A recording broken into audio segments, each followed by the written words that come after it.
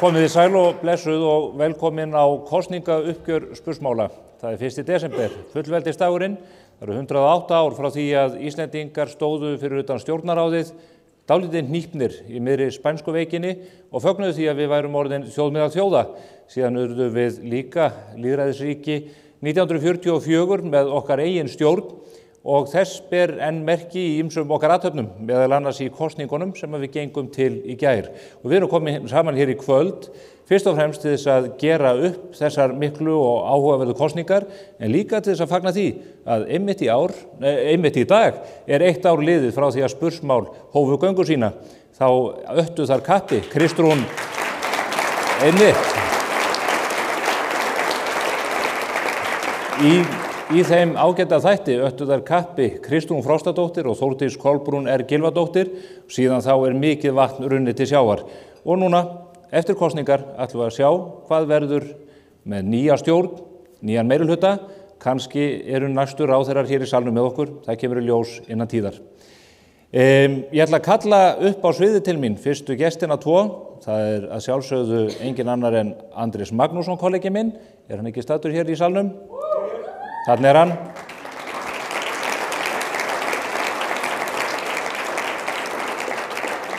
Og svo er það að sjálfsögðu Inga Sæland.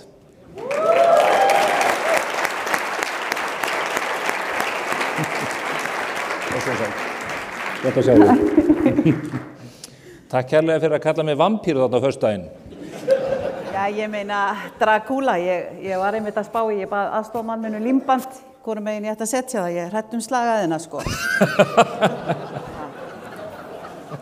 Þú þorðir samt að fáma hann? Já, ég var með vara á mér, sko. Þú sagðist í viðtalinu hérna daginn, eða sagðir að ég væri að taka það á taugum. Þú tókst kollega minn, blaðamann á taugum í morgun, hann hringdi í þig var þetta ekki 8-leytið í morgun?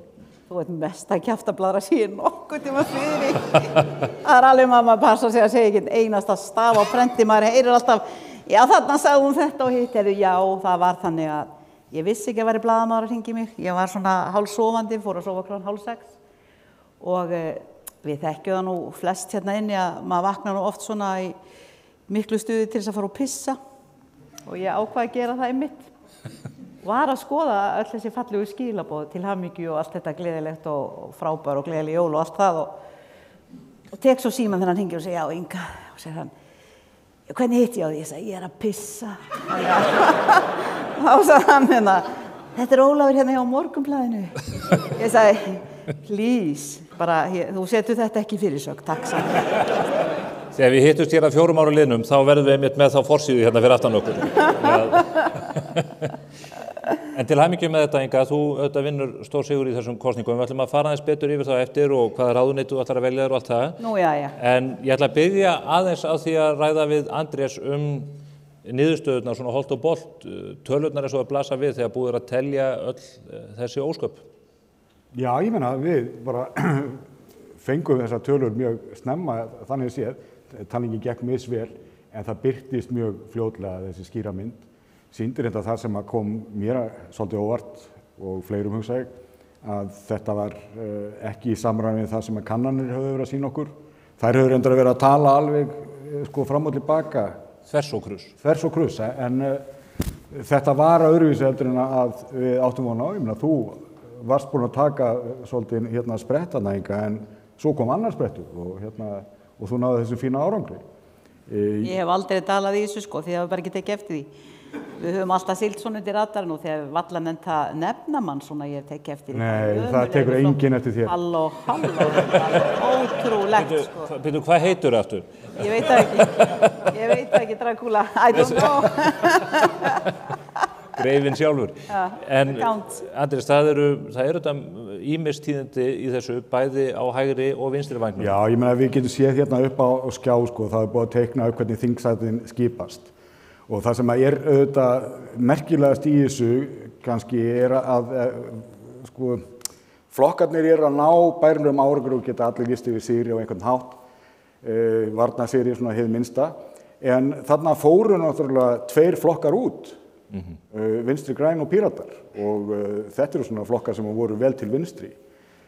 Gleymum því ekki að Samfylkingin hafi verið að færa sig hérna yfir á miðjuna. Þannig að ef þið horfið á þessa myndarna, þá sjáum við að Flokkur fólksins sem að ekkert hægt að staðsetja til hægri eða vinstri hefur verið kyrfilega á miðjunni. Hann hefur þokast þarna aðeins út aðra hlið vegna þess að vinstri hefur gefið svo mikið eftir. Þannig að þrátt fyrir að miðflokkurinn hann hafi nú dalað svolítið miðað við hvað sumar kannanir sögðu okkur og reyndar Sjálfstæðisflokkurinn hækkaði sig síðan mikið, öfugt eitt og annað. Viðreisn fékk aðeins minna heldur en að kannanir hefur gefið til kynna. Ég get ekki haldið öðru fram en að það sé einhver svona borgaraleg hneigð í gangi og þetta sjáum við reyndar líka bara ef við förum að skoða hvaða meirihlutar eru mögulegir. Svona verið að varpa hérna upp á vegg og ég reikna strax augun í það, ég hef gert mistök hérna í þingmannatölu á DCMB, það hefur verið 38 en ekki 40. En við sjáum það þarna að það eru ýmsir kostir mögulegir og það hérna, ætti að vera auðveldara að mynda sterkastjórn núna þegar það eru færri flokkar til skiptana, en þetta verður mesti vandi síns. Það? Já, ég ekki viss að það sé neitt sem að sé í hendi hérna, menn hafi verið að tala það að það blasegnin við valkyrjustjórnin og það má vera að það taki samningar það hratt og örugglega, en mig grunar að það verði alls konar vesen í detailunum. Það nú líka, ég meina, Flokkur fólksins, hann hefur sett fram sem sín kosningamál ýmis mjög stór útgjaldamál. Samfylkingin boðaði hér mikla skattheimtu, saman tíma Viðreisn á allt öðru stað.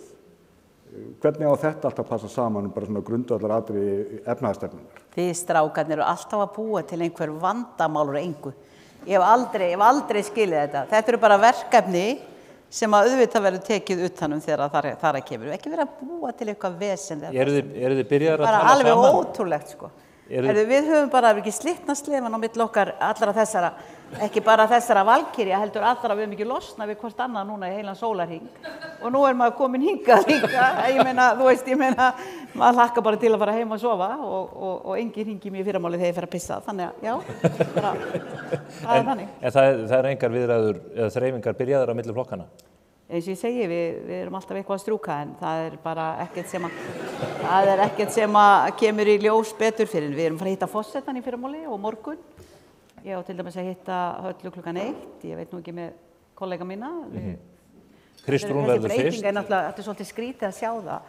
Síðan ég fer á þing fyrir 7 árum síðan, þá eru þar 8 flokkar. Við höfum verið 8, núna erum við 6 og við tókum eftir því svo vel þegar við vorum í spjallinu á Stöð 2 eftir hádegi í dag að þá allt í einu vorum við 6 saman. Við erum búin að vera 10 alltaf þarna og maður er orðinn hundleiður á að bíða. Mér langar að tala svo mikið og svo kemst maður aldrei að og loksins ég kemst að þá bara, hvernig ætlar að redda heilbrigðiskerfinu bara á 30 sekúndur.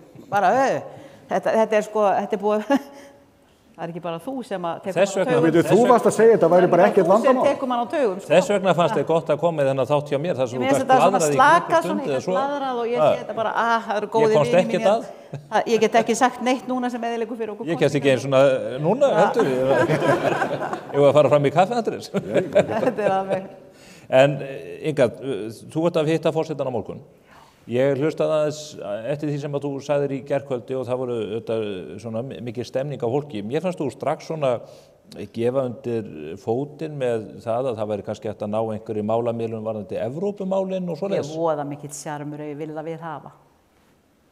Eins og sér þarna. Þetta svar við annarri spurningu. Þú segir bara eins og Jón Bjarnason, það ringdi Sandi. Já, nákvæmlega. Ertu að opna á þær brautir til þess að greikka leiðina fyrir Viðreisn? Og við náttúrulega erum að vinna alveg stórkostlegan kosningasigur. Það er ákall eftir breytingum í samfélaginu. Þessi ríkisstjórn fráfarandi, hún beið hreinlega afhróð. Og svo að Sjálfstæðisflokkurinn hafi náð að reisa sig aðeins við kannanir, þá hefur hann ekki skorað svona lágt frá upphafi vega, ef ég þekki það rétt. Þannig að við sjáum það að einn af stjórnarflokkanum, hann hreinlega þurrkast út og það er ekki bara vinstri grænir hafi þurrkast út, heldur munu þau eiga í miklum erfiðleikum því að þau fá ekki einu sinni neitt af peningum lengur. Það er búið að taka þá af öllum fjárstyrkjum frá ríkinu, þau ná ekki þangað inn. Þannig að Við erum að sjá... Trúnaðarmenn VG hafa hreinlega lýst yfir að þetta séu endalok VG?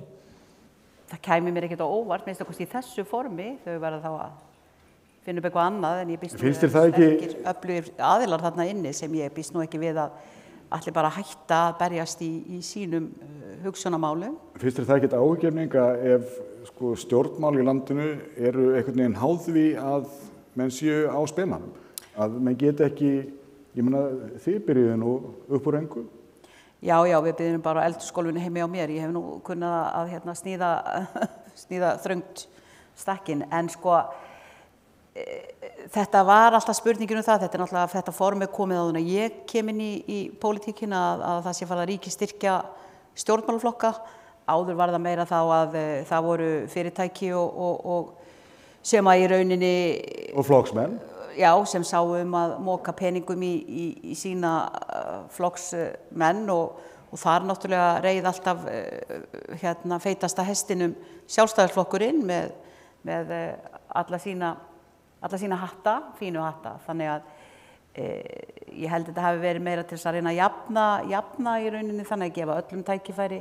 Það var dregið úr, sett hámark, það var sett þak á það sem að fyrirtæki mega að gefa og einstaklingar, þrátt fyrir að það var nú hækkað eitthvað lítilega fyrir ári síðan, skils mér, leið og að dregið líka pínlítið úr þessum styrkjum, en það að missa þennan styrk eins og VG er að gera núna, það mun alveg fara með þau, mun ég halda, já. Það blasir við að það kemur ný stjórn í landinu, svo nefnir, stjórnarflokkarnir þeir geta afhroð. Þegar þú horfir á niðurstöðuna, núna þegar þetta liggur allt fyrir og jöfnunarmennirnir liggja nú þokkarlega fyrir ekki, það verður engin endurtalning Andrés, held ég. Ekki nema einhver kæri. Nei, það munar þarna á einum stað, ekki svo mörgum atkvæðum, en við skulum sjá til með það. En Inga, ég spyr bara, hvaða stjórn ætlar að mynda? Ég býst nú ekki við að þó ég hafi, og Flokkur fólksins unnið þennan dásamlega fallega kosningasigur, þá get ég nú ekki séð það að ég fara að fá stjórnarmyndunarumboði.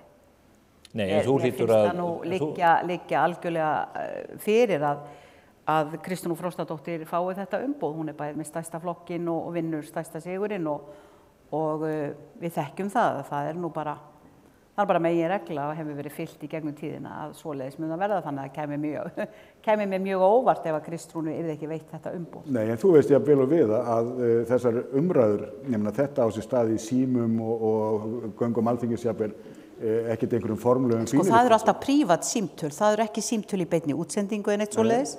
Það eru svona prívat símtöl, Andrés. Já, en ég meina, ætlar þú ekki að sýna neitt frumkvæði? Já, ég meina, það er prívat, Andrés. En hvaða ríkisstjórnarform heldur þú að væri til mestra heilla fyrir samfélagið núna eftir þessa niðurstöðu? Ég held að sé náttúrulega svona ríkisstjórn stöðuleika og ríkisstjórn sem er samhent. Má ekki vera of langt á milli. Það náttúrulega gengur ekki ef að þrátt fyrir að flokkar séu náttúrulega ólíkir. Að mörguleyti þá eru alltaf hægt að finna sameiginlega fletti þar sem allir geta verið sammála Hvaða flokkar standa næst Flokki fólksins? Já, eins og ég hef sagt að þá standa þeir næst Flokki fólksins sem að vilja berjast með okkur gegn fátækt og ég hef ekki betur séð heldur en til dæmis Samfylkingin er nú búin að reyna að tróða sér í mína skó núna bara í 2 ár.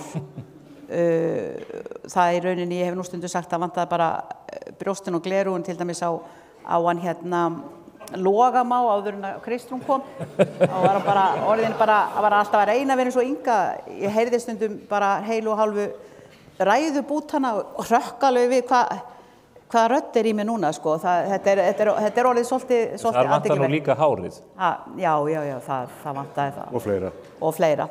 Og margt fleira. Við skulum nú ekki fara í smáatriðin hérna með svona, sérstaklega. En ég heyri það er vilji hjá fleirum. Það hefur komið meira og meira fram að það er orðið augljóst að það er ákveðin hópur í samfélaginu sem við verðum hreinlega bara að fara að taka utan um og hjálpa. Við erum að ganga í gegnum erfiðleika sem allir vita. Það eru hækkar í matakarfan á skömmum tíma 30%, fasteignamarkaðurinn eins og hann Við vitum að það eru hér mjög brogaðar innviðastoðir sem nú ekki bara hægt að segja fráfarandi ríkisstjórn að kenna, heldur náttúrulega stór verkefni sem hafa komið á þeirra borð og þurft að takast á við mörg verkefni. Þannig að þetta svona helst allt í hendur. Ég segi bara þeir sem eru að koma, við náttúrulega, já, ég segi, við erum náttúrulega til í axla ábyrgð og ég veit það er verið að biðja okkur. Það náttúrulega liggur alveg á borðinu og við hlustum á það. En það pískrað í öllum flokkunum sem náðu þing utan Flokks fólksins, í ákveðnum kreðsum í öllum þessum flokkum það hvort að Flokkur fólksins sé stjórntækur. Herðu, það bara, já, Drakúla, hann nú ekki að baki dottin. En jú, við erum meira en stjórntæk, við erum absolutt frábæri eins og veist og eins og ég hef sagt við því svona til gammans, það get ekki allir verið gott, Já, ég þakka hólið. Það get ekki allir meikað það eins og ég. En þetta samt sem áður, ég meina þingflokkurinn, þetta svolítið sundurleit hjörð. Þið komið svona á sérstu áttinni. Sundurleit hjörð? Já, þið komið á sérstu. Ég hef bara aldrei heyrt af heldur ég sé einhver smali. Já, það nákvæmlega það sem ég heldur þú sér. Sko, þetta alveg...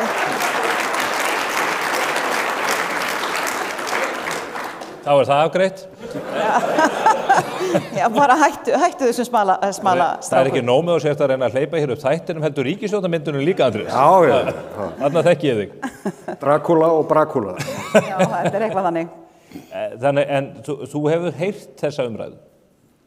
Að við værum ekki stjórntæk. Já, menn ég búin að heyra svo rosalega margt að ég ekki sagt ykkur það að maður bara brosir og hallar sér aftur og horfir yfir sviðið og lofar fólki að guppa út úr sér alls konar bulli. Ég hlust ekki á þetta. Ekki frekar en að þú sett raunverulega vampíra, Stefán minn. Við skulum nú sjá til með það. Allt feik. Ég með varan á mig samt, sko. Það engin hvítlaukur hér á sviðinu. Nei. En það sem að ég myndi vilja nefna í þessu sambandi, og ég nefndi Evrópumálin, nú þurfum við ekki að leita til kjósenda næstu 4 árin, eða við skulum vona Guð gefa við þurfum ekki að rjúfa hér þing með... Og ég sé stjórntæk, já, líka. Daginn eftir. En eins og Evrópumálin, ertu til í málamiðlanir í því sambandi? Værirðu til í að fara í þjóðaratkvæðagreiðslu aðildarviðræður? Sko, þetta náttúrulega bara samningsatriði eins og hvað annað, en eins og ég segi, ég hef alltaf sagt að það á aldrei að gera neitt á svona stórum ákvörðunum, taka svona risa ákvarðanir, þetta er engin smá skref sem verið að tala hér, nema að þjóðin fá að greiða það atkvæði, það lítur að liggja á borðinu. Við höfum verið að taka ýmsar ákvarði hér, örfáir einstaklingar, kjörnir fulltrúar og halda í rauninni að við séum eitthvað heilagt við og getum bara gert hvað sem okkur sýnist bara því við erum löggjafinn. Ég ekki sammála því ef það eru risamál eins og EES-samningurinn á sínum tíma, Schengen og margt fleira og aðildarviðræður að Evrópusambandi og annað slíkt. Þetta eitthvað sem að þjóðin á alltaf að fá að taka ákvarðanir alveg eins og þjóðin greiðir hér í lýðræðislegum kosningum þá velur hún sér valdhafana. Þannig að ég treysti þjóðinni og þar munum við alltaf vera. Það er engin einræðistaktik í Ingu þó allir sé að halda það að ég sé einræðisherra eins og þú Drakúla. Spurðu nú Jakob Frímann og Tómas Hamborgarakóng út í það mál. Ég ekki sem að þeir séu sammála því. Þeir eru gjörsamlega sammála því og Tommi meiri sér búin að tattúa á sig logoð okkar alveg bara frá úlið upp á olnboga. Og hann situr... Og ekki frá rófu upp í hnakka. Nei, en alveg Ég held að þetta væri prívat. Það er svo mismunandi hvernig fólk tekur hlutunum og það á engin eitt í pólitík. Nei. Það er bara þannig, þú ert ekki áskrifandi að þínu sæti, þú bara... En þú ert persónulega alveg þversum gegn Evrópusambandinu, þú telur að Ísland eigi ekki að teima í þeim hópi, ríkja? Já, sko, ég myndi segja það að við eigum mjög mikið undir góðri samvinnu við Evrópu eins og það eru bara reisa hagsmuni fyrir okkur sem samfélag að eiga þar í góðum samskiptum og annað slíkt. En á þessum tímapunkti get ég ekki séð það, nei. Að okkur sé betur borgið innan Evrópusambandsins heldur en bara að fá að vera hér og sýsla með okkar hagkerfi hefur virkað mjög vel. Við erum með hagvöxt sem að aðrir eru ekki að státa af almennt inn í þessum Evrópusambandslöndum. Nú við erum með minna atvinnuleysi og það ýmislegt hér sem við höfum umfram þá en það er ekki þar með sagt að þjóðin ekki alltaf eiga síðasta orðið eins og ég segi. Við verðum bara að taka samtalið og það þarf að taka miklu meira samtalið, svo til dæmis í Noregi á fleiri stöðum, þar sem að samfélagið kemur að því, hvort sem það eru verkafólk eða hverjir sem við tölum það, við vöðum ekki bara í það að greiða atkvæði með Evrópusambandið. Það verður að búa að fara fram samtal og sá einhverjum fræjum, ekki sesamfræjum þó, en svona samt sko einhverju svona, þannig að það engin þversum, það aldrei þannig, þú getur ekki verið þversum í pólitík, þú getur ekki verið öfgamaður í pólitík, það liggur á borðinu. En þú ert öll að mýkjast upp gagnvart þessari hugmynd? Ég hef alltaf verið svona mjúk, ég þóttist bara ekki verða. Segðu fram að kosningunum? Ég er bara þessi nagli, sko. En eitt sem að mér náttúrulega spyrja út í og fá kannski líka innlegg frá þér það, Andrés, við sjáum vinstri vænginn, hann sprunginn í loftu. Píratarnir eru farnir út úr og haldið fram að það kunna vera táknmynd þess að bankahruninu sé endanlega lokið, því að þeir skolaðin á þingið í kjölfar þeirra atburða allra. Svo eru það sósíalistarnir og VG, þetta allt í klessu. Kann að vera að orsakavaldurinn í því sé hér ég vissi að þú ætlar að kenna mér þetta allt saman. Ég sá það á svipnum á þig. Sko, Andrés myndi ekki kenna þér þetta, hann myndi þakka þér fyrir þetta, en ég þetta algjörlega miður mín yfir þessari stöðu sem komin upp. Nei, veistu það, ég held að Inga og Flokkur fólksins sé ekki hluti af þessari jöfnu í raun og veru, vegna þess að flokkurinn hefur alltaf verið bara fyrir sig, það hefur ekki verið beinlínis til hægri eða vinstri eða hvernig þú vilt hafa þetta. Þannig að ég held að hann tengist ekki beint, en hins vegar held ég að þetta kunna vera vatna auka millu vegna þess að það fólk sem heimilislaust núna, þarf að eiga sér einhverjum málsvara og ég ekki nokkru vafa það að einhverjir munu leita til ykkar vegna þess að það ekki með auðvangar að greisa í þinginu fyrir fólk sem til vinstri og eitthvað talað að fara. Já, okkar dyr standa opnar, við ætlum bara að vaxa og stækka. Við erum bara alveg dásamlega falleg hreyfing. Stjórntæk, brosmilt, bló, æðisleg. Og dregur hún þá heldur úr? Dregir þá heldur úr, ég þori ekki öðru fyrst. En rétt í lokin, Inga, að því að við þurfum að fá hér fleiri góða gesti í sófann. Hvaða ráðuneyti dreymir þið helst um? Það bara spurningin hvar ég geri mest gagn, sko. Ég hef nú talað fjármálin, en ég býst við að ég sé nú meira svona kannski inn á þessu félagslega. Já. En ég bara fjármálaráðherrann, hann er töffarinn, sko. Og svo náttúrulega ég löglærð og það þarf líka sterk bein í dómsmálaráðuneytið, þannig að... Og svo má ekki glemma utanríkisráðuneytinu? Nei, takk, ég nenni því ekki. Það bara alveg... Skýr skilaboð inn í viðræðurnar. Ég er alltaf á þessu flögri... Það er bara skýr skilaboð til alþjóðasamfélagsins. Já. En þú ert með gilt vegabréf og allt svoleiðis, eða ekki? En sem komið það ekki búið að taka það mér. Já. Ég ætla nú að fá að þakka ykkur báðum kærlega fyrir að koma hér upp. Ég veit að þið tillið ykkur út í salinn og haldið áfram að vera með. Ekki gjamma mikið fram í ef að... Nei, en bara takk yndislega fyrir mig. Miklu frekar. Frábært.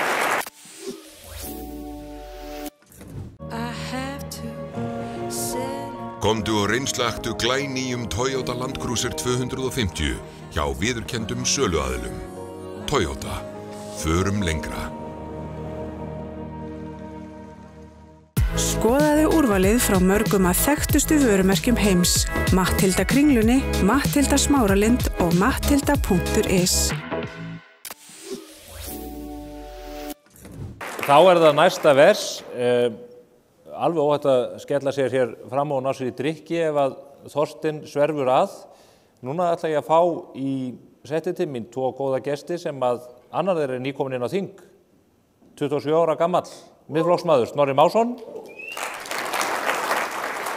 Og svo það Þorgerður Katrín Gunnarsdóttir, formaður Viðreisnar, blessaður og sætmeistari, gott að sjá þig og til hamingju með þingsætið. Já, þakka fyrir og til hamingju fullveldisdaginn. Já, sömuleiðis.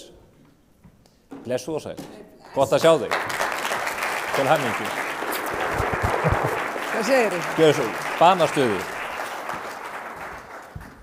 Sest hérna vinstra megin, Þorgur. Hægra megin mín lítið, sjá. Hvernig líður ykkur að vera komin hérna í sófann? Þið með ekki sofna? Ég var einmitt að hugsa að það fór aðeins að síga á mig, sko. Á meðan varst að hlusta á Ingu? Nei, alls ekki. Frekar Andrés. Frekar. Sammála. Inga í stuði. En þið hljótuð að vera dálítið framlág eftir þennan snarpa bardaga, það ekki? Jú, þetta svakalegt, sko. Þetta svakalegra en mig óræði fyrir, sko. Þegar ég byrjaði í þessu, held ég. Mér finnst þetta búið að vera alveg mjög mikil barátta, sko. Mikil barátta, meir en ég hélt að einhverju leyti. Ég var að rifjað upp með Sigmundi, sko, þegar við sáum lokatölurnar í Reykjavík Suður, sko, að ég var inni, sko. Ég rifjað upp, sko, að hann var í 18% þegar við byrjuðum að tala saman og maður svona, ég einhvern veginn fattaði ekki einhvern veginn að einhverju leyti að pólitík rosalega lifandi fyrirbæri, sko. Fattaði það sannarlega, en við náðum bara verulegum árangri, sko, þannig að ég er mjög ánægður. En þú getur svo sem, þó þú sér þreyttur núna, huggaði við að núna getur þú bara slakað á og hallað þér aftur í 4 ár. Ég var einmitt að hugsa á það, sko, ég nefndi ekki eins og að raka með hann komin, þetta er bara allir slakir núna, sko. Já, ég meina, þú þarft ekki að safna neinum atkvæðum eða neitt. Nei, bara komir. Já, ég er það ekki. Ég ætlaði samt að nota næstu dag aðeins til þess að, ég var að hugsa að bara fara að lesa skáldsögu eða eitthvað, aðeins að hugsa eitthvað annað, sko. Og raka þig? Og raka mig. Já. Fara í ræktina. Já. Þú er duglegur í því. Ég mætti vera það. Ekki lengur, já. Þorgerður, númer hvað eru þessar kosningar hjá þér? Það er númer 8. Þurftir að spyrja þessar spurningar? Já, það eru númer 8. Já, það eru númer 8. Og eiginlega það er skemmtilegust. Það eru margar búin að vera mjög eftirminnilegar, en þetta var svona, dálítið mikið stuð í þessu, allir saman. Þú komst inn á þingi fyrst 1999. Já. Þá varst þú... Tveggja, já. Þú veist, til þess að gera með enn eldri, þú fallega sesamfræ, að þá, þú veist, ég þekki mömmas, ég og mammas voru saman í bekk í Breiðholtsskóla, bara þannig að þú vitir af því. Margrét. Frú Margrét. Já. Það eru Breiðholtsvitningar, ég er nú bara á Vesturbænum. Já, það er reyndar, talandi svona aldur, það hjálpar ekki þegar maður kallar sko bekkjarsystur sína frú Margréti. Það er ekki... Nei, ég vil samt kalla frú Margréti frú Margréti. Virðuleg frú. Virðuleg frú. Þú hefur þetta marga heildina háð, Þorgerður, og þú fórst út úr pólitíkinu og þú komst aftur og þú skiptir flokk og það hefur mikið gengið á. Og lengi vel var þetta barningur hjá Viðreisn, þar að segja voru föst í tiltölulega litlu fylgi. Svo hafið þið á síðustu vikum verið á hvínadeisiglingu og núna eru bara, ég allavega samkvæmt veðbönkunum, meiri líkur en minni á því að þú sért næsti forsætisráðherra Íslands. En það er allavega rétt sem þú sagði, það er búið að vera, við erum búin að vera á siglingu og það er búið að vera í stuð. Þú veist, ég er að spáði hvort ég haldi út hérna, ég hlakka svo til að fara aðeins heim og kannski að fá mér eitt kaldan. Ef ekki bara fá eitt kaldan fyrir því? Nei, ég er að keyra, nei. Jú. Getum við, vilt þú fá eitt? Ég er svo góður eiginmaður og ég er í samúðarbindindi. Þetta eru opinberar upplýsingar, Stefán. Þið eru sennilega leiðinlegustu viðmælendur sem ég hef. Það býður þið hérna í drykk og þessu tekið svona. Jæja, höldum áfram. Já, við erum á siglingu sem sagt. Já, ég er á siglingu og þú ert í lykilstöðu. Ég menna, eiginlega allar myndirnar sem að mennur að teikna upp varðandi mögulega stjórnarmyndanir. Þú ert eiginlega hinn nýji Framsóknarflokkur. Getur unnið í báðar áttir. Viðræður Viðreisn. Já, hugmyndin kom þarna hjá Davíð, sko. Svo sem fínir þarna. Er þetta Áslaugarna þarna út í sal að hlæja? Já. Hæ, til hamingju. Þú getur unnið til hægri og vinstri. Ég reyndar heyrði í stöð 2 þar sem þú varst núna áðan að þú ætlar ekki að fara að tala við Sjálfstæðisflokkinn strax út af Evrópumálunum. Nei, mér varst bara Bjarni verið eitthvað svo önugur. Það var náðarlega, það hljópaði eins í mig þarna og mér varst þannig, ég hugsa, við erum ekki að fara að tala saman núna næstu dag. Þú nennir ekki að tala þennan að því að hann er önugur en ekki að því að hann vil ekki fara inn í Evrópusambandið. Kannski bara bæði. Hann er alveg búinn að girða fyrir það má ekki ræða Evrópusambandið, þannig að þá kannski ekki skynsamt að byrja á því samtali. Þú varst aldrei erfið við mig í stóra viðtalinu á vettvangi. Erfið? Já. Alveg, þú varst alveg... Landi mig eins og bara pískaði mér sundur og saman. Já, eðlilega. Nema kannski með jafnlauna á votturina. Já, það var góð hugmynd á sinni tíma. Áður en ég lögfesti hana. Hvað var að gera á jafnlauna á votturina? Bara fara yfir þetta og skoða þetta, er það ekki? Þú hefur nú örugglega sterkar hugmyndir af því að þekki ég rétt. Já, ég meina ef þetta virkar ekki, þá getur við bara kippt þessu sambandi, er það ekki? Bara skoðum við þetta. Allt sem að virkar fyrir Já. Þarna. Áslaug, ég veit þetta er þú. Svo ég náttúrulega í miðflokknum, Stefán, við erum háttbrúðumenn. Við erum ekki með bjórinn, sem sagt. Nei, ég minnst þú dálítið grottalegt að vera með þetta í flösku, en það er nú annar mál. Við getum fengið 0% fyrir þig, en það sem að blasir við að það þarf að fara í viðræður. Þú ert að fara að hitta forsetann nýkjörna núna 11 á morgun. 11, skömmu á eftir Bjarna sem að kemur á eftir Kristrúnu og Kristrún fær stjórnarmyndunarumboðið og Kristrún hringir í þig. Nei, hún er búin að hringið.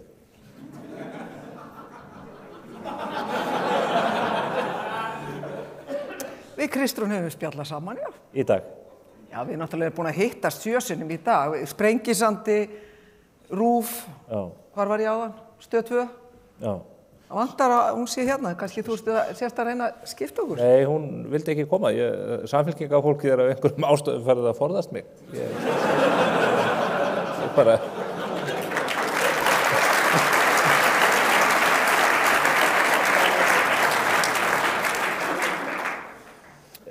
Þið eru búin að tala saman. Hvað ætlaði... Já, bara þú veist, Liverpool vann í dag, 2-0. Já. Hvað var United stórt?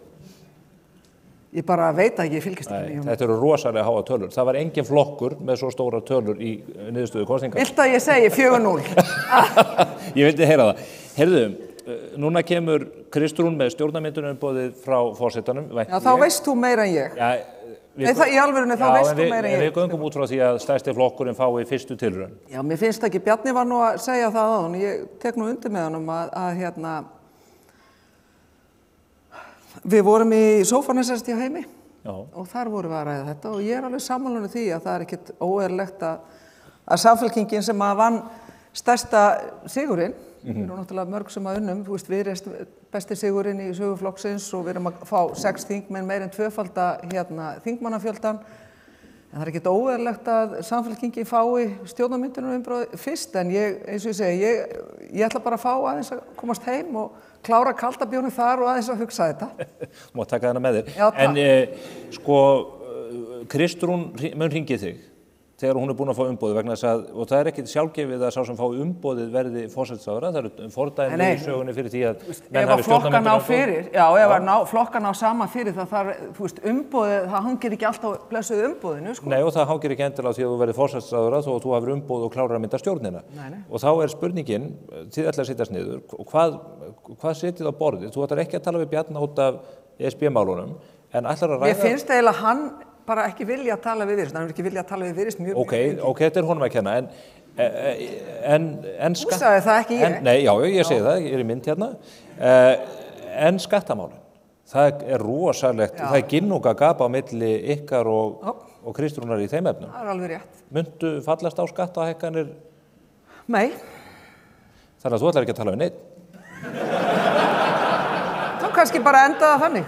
Í því samhengi á nefni náttúrulega það er raun og veru miðflokkurinn sem vann stærsta kosningasigurinn, sko. Raunverulega hlutfallslega, þannig að ég veit ekki hvernig við fáum ekki umboðið. Já, einmitt. Fyrst að hún ætla ekki að tala við neitt. Gerðu grein fyrir málið þínu? Nei, ég meina, við finnum fyrir svaka stemningu hjá okkur, af því að Þorgeir var náttúrulega nefna stemningu og mér finnst svo skrítið um þetta að mér finnst sumir láta eins og þeir vilja ekki fara í ríkisstjórn. Ég held að alla langi í ríkisstjórn. Langi að gera það sem þeir eru búin að segjast fyrir að vilja gera, sko.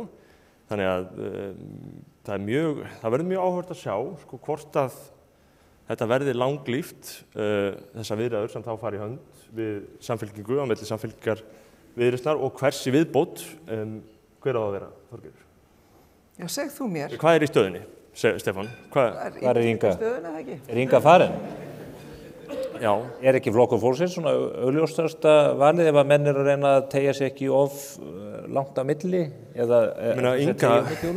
Inga virðist vera að opnast fyrir Evrópumálunum, þannig að það er eitthvað að teiknast upp þar.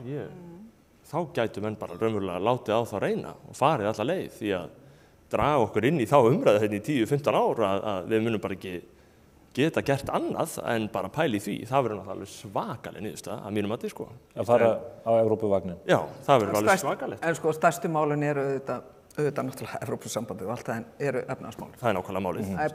Það er það sem ég sagði við því ég kom til þín sællar minningar að verðbólgan, vextirnir, þú veist, þetta eru stærstu málin sem að liggja á hjarta kjósenda og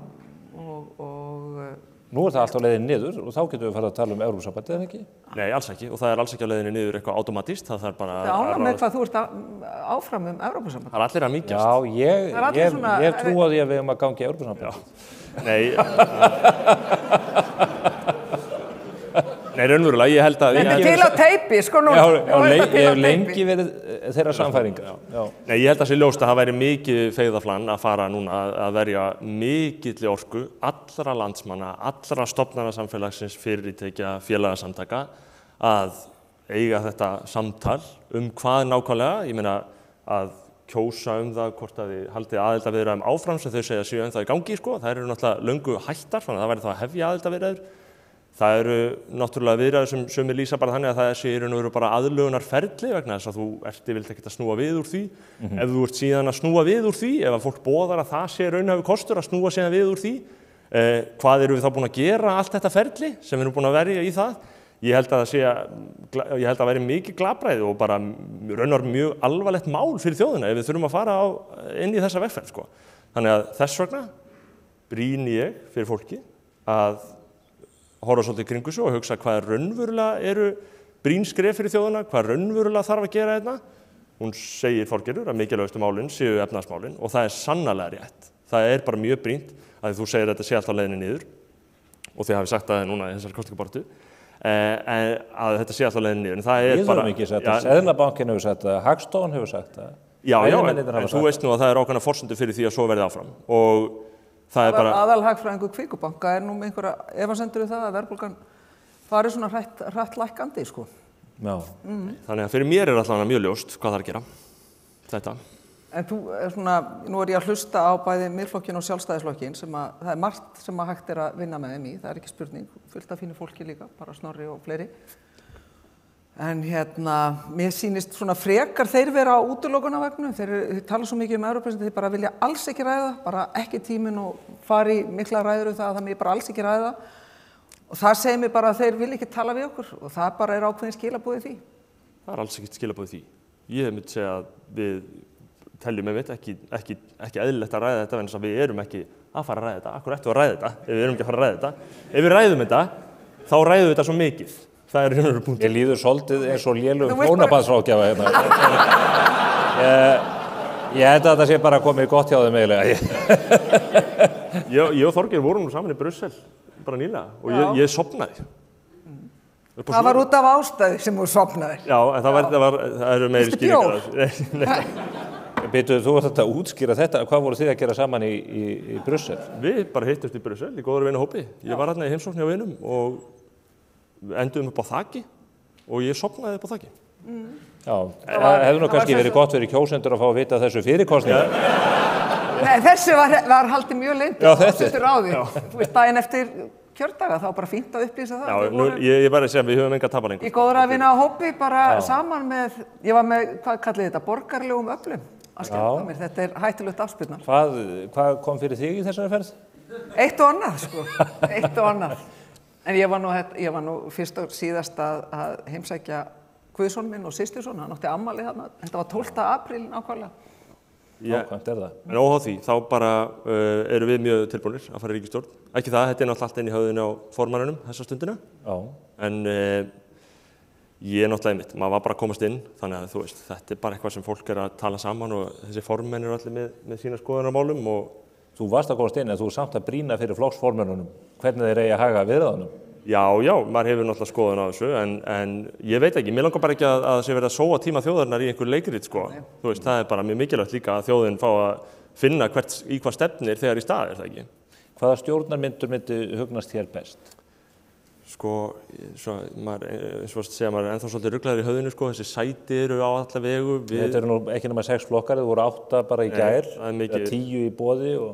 Já, þetta hefur búið að stokka eins upp í hlutunum og hreinsaðist til. Það eru stór tíðindi, náttúrulega. Já, það eru svakaleg tíðindi og ég held að sé alveg líka örugglega ekki það að maður hafi verið inn í þinginu en maður hefur fylgst með því. Ég held að það sé örugglega svona einfaldi aðeins allt farganið gagnvart því líka að ég fór að hugsa það, sko. Þú veist, bara, Hvað hefur staðið í vegi fyrir því á undanförnum árum alls konar mál komist í gegn, sko, þá hafa það verið læti í alls konar flokkum. Smærri flokkum eins og miðflokknum? Jú. Þar hefur undar verið unnið gott starf. En ég að segja, sko, þú veist, þetta náttúrulega breytir töluverðu það að það verður þá einhver svona aðeins meiri væntanlega samheldni og regla á þessu að ef að fólk kemur sér saman stjórn sem með einhverjar alvöru stefnu og einhverjar alvöru breytingar í huga, þá allavega myndi maður vona í fljótu bragði að það væri einhvern veginn aðeins meiri flötur á að auðvitað mætir að mótspyrnu, sko, en ekki þannig að þingið lamist, sko, eins og fólk hefur verið að kvart undan. Það væri náttúrulega mjög mikil breyting fyrir þjóðina að finna, sko, að þingið að störfum en ekki óstarfhæft eins og það hefur verið núna í nokkuð tíma að einhverju leyti. Að þingið að störfum og það bara að koma breytingar og fólki kannski bregður við að það sé verið að breyta hlutunum, en það allan að vera að gera eitthvað inn í þingi og þannig að það væri mín von ef við gætum einhvern veginn bara byrjað á því og senda bara strax skilaboð bara já, við erum bara að í verkinu, við erum bara að gera þetta. En ekki alltaf þetta sem við náttúrulega upplega bæði náttúrulega innan stjórnar, en svo líka ekki aðeins innan stjórnar, heldur líka þegar inn í þingið komið að þá bara verulega mikil viðleitni og hver flokkur með sínu nefi einhvern veginn að reyna að koma einhvern skilaboðum að framfæri og nota aðstæður til þess, eins og ég segi, alls konar flokkar að vera að gera þetta. En þú veist, ef þetta geti allan að verið að einhverju leyti svona skilvirkara, þá held ég verið unnvörulega að þjóðin myndi bara finna fyrir því bara, heyrðu, ok, samátt að fólk sé sammála þess og ósammála þau að gera eitthvað, sko.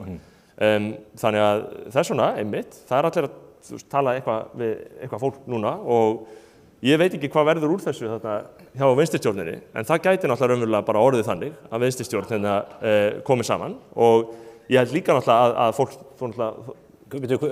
Hver vinstristjórnin? Þorgerður og Samfylking og Flokkur fólksins. Það ekki vinstristjórnin? Það ekki vinstristjórn? Og þá það náttúrulega og þá náttúrulega hugsa Þorgerður, sko, hvað verður okkur eftir slíka stjórn? Ég veit ekki, en þú veist Þú ert að reyna að hræða hana? Nei. Veist að ég svo hrædd núna, ég alveg, ég svo hrædd. Taktu bara stóran sopa? Hann á framtíðina fyrir sér, hann Snorri, því að hann hefur ekki svarað ennþá þinni spurningu. Nei, hann búin að vera í 5 mínútur að tala. Ég man bara ekki hver spurningi var henni. Já, spurningi var hvaða flokkar hann vilji helst starfa með. Ég einmitt að læra þetta, maður þarf ekki að svara neinum spurningum. Allavega ekki eftir kosningar. Hann verið góður í málþófum 4. orkupakkan eða hvað það er. Og þegar takk eftir, ég ennþá ekki að svara spurningunni, sko. Nei. Sko stjórnmálamenn nefnilega dálítið óþólandi að mörgu leyti að því leyti að svona 4, 5, 6 vikum fyrir kosningar að þá verða þeir rosalega mjúkir og vilja mæti viðtöl og svara öllu og innundir og bjóða mann í kaffi og hitt og þetta. Svo leið og kjörstöðum lokað. Leið, þá snýst þetta við. Og þau hafa engan áhuga að tala við okkur næstu 4 árin. Þess vegna bókaði ég hér eða ekki? Ég bókaði ykkur fyrir kosningarnar að því ég viss að annars myndu ekki koma. Annars myndu ég gera eins og Kristrún gerði á það því ég sagði, kemur ekki settið? Nei, ég kemst ekki. Sko, það haldi hún hafi betra að gera en að vera hér. Ég samt ósammála þessu því við vorum á kosningavöku Miðflokksins í gær. Það sem að ég fór á en allt fór á böndunum. Það var ótrúlega mikið af fólki og fólki sem að koma úr öllum áttum, ólíkustu áttum inn í þetta dæmi sem við erum með í gangi og ég raunverulega komur óvart að það var bara, maður gat bara ekki hreyft sig, fólk var svo peppað yfir þessu og það var blaðamaður af því að ég var að hugsa, sko, það svo leitt að einhver sé ekki að dokumentera, sko, stemninguna þetta og svo kemur grein í heimildinni í dag það sem var blaðamaður og þá var hann fann einn gaur með Trump-húfu og það var það á hann fyrirsögnin og ég sagði bara gott og þessi blaðamaður þetta Ragnhildur Helgadóttir heitir og ég sá einhvern svona frelsisglampa í augunum á henni að hún var að fatta þetta, sko. Hún var að fatta að það góð stemningina og ekki út af Trump-húfun eitthvað endilega, sko, en einhver svona ný stemning, raunverulega, sem ég fann bara djúpt fyrir að þarna eitthvað gerast í stjórnmálunum sem mér finnst ekki verið að gerast annars staðar. Og þetta eru þessar flokkarnir sem þið ætlaði að vinna með? Já, bandaríski repúblikanaflokkurinn. Nei, bara þetta að sko, að því þú tala sko að maður vil ekki tala fólk eftir kosningar, sko, mér langar einmitt að tala við þetta fólk, sko, mér langar einmitt að búa til og efla einhvers konar bara fjöldahreyfingu í kringum Miðflokkinn og það bara, eins og ég segi, þessar kosningar eru frábært skref, við erum komin að stað, en risa ferli framundan að einhvern veginn stokka þessu upp í málunum og búa til aðeins svona nýja stemningu í stjórnmálunum, finnst mér. Það sem allir taka þátt. varðandi Viðreisn, það er verið að tala valkyrjustjórnina, 3 öflugar konur, Kristrún, Inga og Þorgerður. Ert þú til þess reiðubúin til þess að skattleggja lífeyrissjóðina með því að afnema frestun staðgreiðslunnar á lífeyrissjóðgjöldin? Það eru 90 milljarðar á ári, það er hægt að kaupa ýmislegt fyrir svo háar fjárhæðir. Er það eitthvað sem þú til í að skoða? Stefán Einar.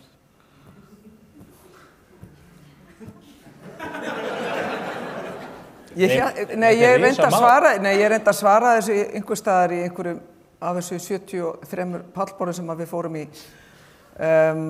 og það er mín skoðun og ég held að það er nú við sýnt fram á það með ýmsum hætti og ýmsum skýrslum að þessi leið er bara til þess að auka bæði peningamagn umferð og ýta undir verðbólguna og það er ekki það sem við þurfum á að halda. Þetta er fyrir utan það að þetta er ekki gott fyrir framtíða kynslóðir að mínum að mér finnst þetta ekki skynnsum leið og það bara verður fólk að virða þá skoðun mína.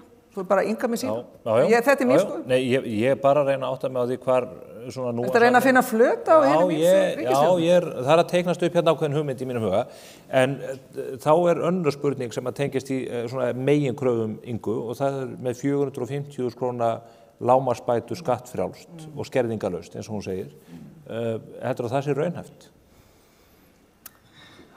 Ég held ekki, en ég ætla bara kannski lítið að tjá mig þetta. Ég ætla bara að kynna mér þetta betur og það sem sérstaklega er að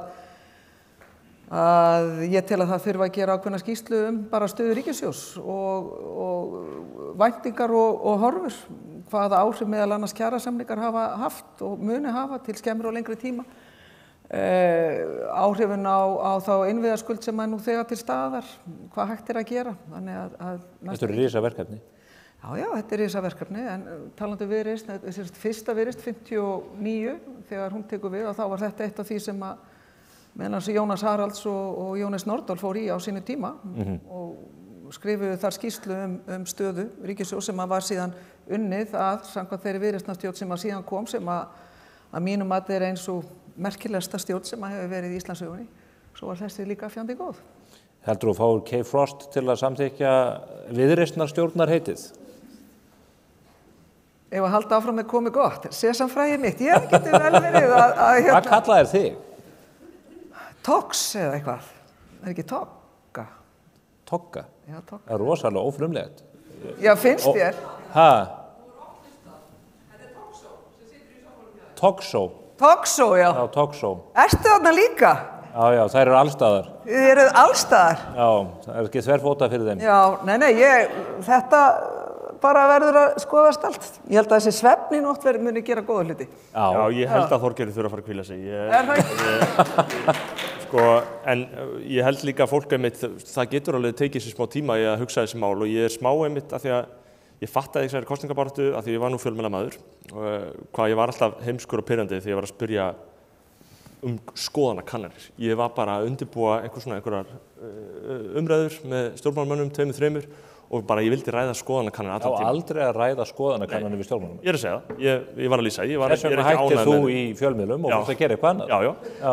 En þetta er svona frekar marklausar umræður, skoðanakannana umræður fyrir kosningar. Það er bara einhvern veginn, síðan kemur eitthvað allt annað upp úr. Þetta er ekki skoðanakannanir, þetta er bara 63 þingmenn, við vitum nákvæmlega hvað þeir heita, í hvaða flokki þeir eru. Við erum að reyna að greina milli þess hvað skilur að og hvað sameinar flokkana. Og liggur ekki bara í augum uppi að þetta verði alveg hræðilega erfiða stjórnarmyndunar viðræður? Þín draumar ríkisstjórn? Einhver vinur minn sagði við mig að þetta væri hreinlega ömurleg niðurstaða vegna þess að það væri bara engin leið að mynda starfhæfa stjórn. Bara ég er ósammála þessu. Ég er ósammála þessu. Mér finnst fletir í þessu á ýmsu. Og í raun og veru fjölbreyttir ef út í það farið menn fara að teygja sig en við höfum ekki góða reynsla þegar fólk teygir sig mjög langt. Þannig að þú veist, það væri óskandi að í raunverulega við komum okkur saman einhverja borgaralega stjórn, þetta er þetta orð sem allir vita hvað þýðir nú. Hverjir eru borgaralega þenkjandi flokkar? Allavega ekki við, hann sagði að við værum vinstri eitthvað. Nei, ég var að segja ákveðnu samhengi, þá verðum við að vinstri flokk. Ég meina, liggur ekki fyrir, ekki Miðflokkur, Sjálfstæðisflokkur, Viðreisn, hverju fleiri? Ok, þannig að þú ert að tala fyrir slíkri stjórn. sem þá Sjálfstæðisflokkur, Viðreisn og Miðflokkur. Mér langar til að nefna að ég var að fylgjast með fjölmiðlunum í dag, það er að segja samkeppnisaðilum Morgunblaðsins, Vísir var þar á meðal og RÚV líka, og þeir voru að teikna upp myndir af mögulegum 3 flokka stjórnum og í öllum tilvikum gleymdu þeir að nefna þennan kost. Hann var ekki nefndur. Nei, þeim líst ekki á þetta. Nei, ég er ekki að fullera neitt um það, en hann bara gleymdist. Já. Getur verið að þetta sé bara ekki talin raunhafi möguleiki. Þetta eru 33 þingmenn ef ég kann að reikna. Já, 33 þingmenn. Já, er það ekki of tæft?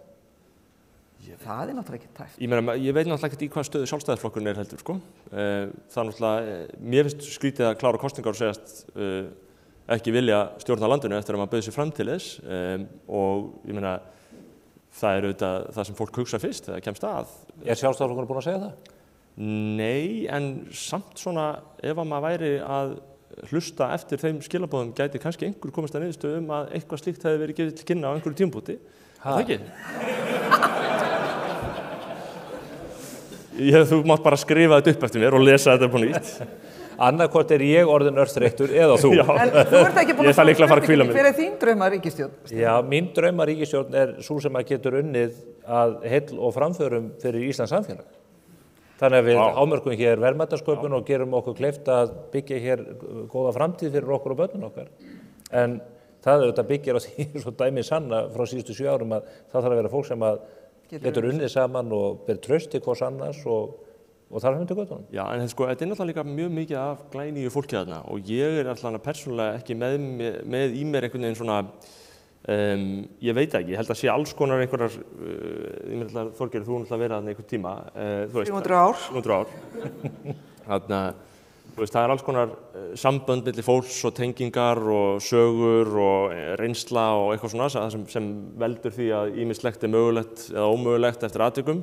Ég held samt að líka að verulegu leiti í þingi, hvað er mikið hlutfall sem er bara glænýtt fólk? Mjög mikið af nýju fólki. Það er ekki rétt helmingur? Já.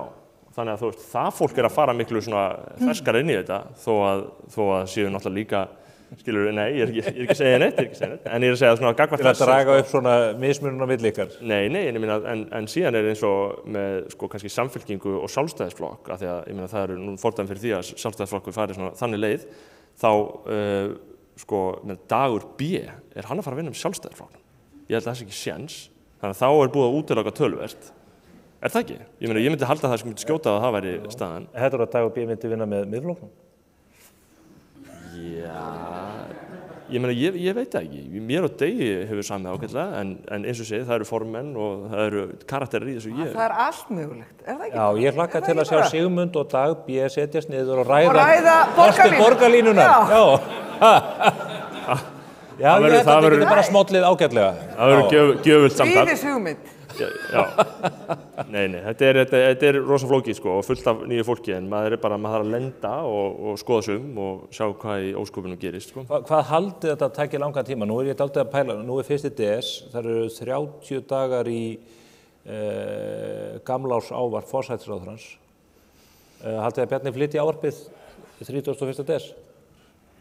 Já, ég var einmitt að tala við samstarfsfólk mitt í dag og ég var að spyrja hvað tekur svona langan tíma og það vissi það enginn sko. Nei, það er þetta misjafnt. Viðeyjarstjórnin, það var snögggert og reyndar líka Framsóknarflokkur og Sjálfstæðisflokkur 95. Það tók lengri tíma þegar að þinn formaður myndaði stjórnina með Bjarna 2013. Það voru allnokkra vikur. Já. Og svo koma jólin í þetta. Eða ekki panta borð á jómfrúnni og svona. Ég meina, fólk þarf að sinna þeim sem öðru skildum. Jú. Ég á borð. Já. Hvaða dag? Þetta er þú ert að spyrja konu mína. Við erum með þétta dagskrá, sameiginlega dagskrá í símanum eftir kosningabaráttuna. Þetta er orðið mjög skipulagt heimilishaldið. Við erum ég meina, þetta þarf náttúrulega samt að gerast, sko, og þetta fer til Samfylkingarinnar að öllu óbreyttu á morgun og þá náttúrulega mun bara fólk ræða saman og þau munu skoða sína kosti. Kristrún hringi fyrst í Þorgerði? Já, ég meina, sko, það heldur ekki að vera með eitthvað leikrit, augljóslega tala þær saman og skoða þetta, prófa þetta, máta sig. Og svo bara, en þú veist, ef það er bara vonlaust strax, þá náttúrulega hlýtur að koma í ljós fljótlega og þá bara þá ber fólk bara ábyrgð á gagnvart þjóðinni að það er einhver skilaboð í þessum kosningum. Það er náttúrulega, að mínum mati líka talandi sem við tekum undir með Andrési, það er náttúrulega töluverð, sko, hægri sveifla þótt hann sé að hluta til svona skipulagsleg, af því að þessi flokkar endu allir í 4%, sósíalistar, píratar og vinstri grænir. 2,4? Já, 2,41, en hinn í cirka 4. Já.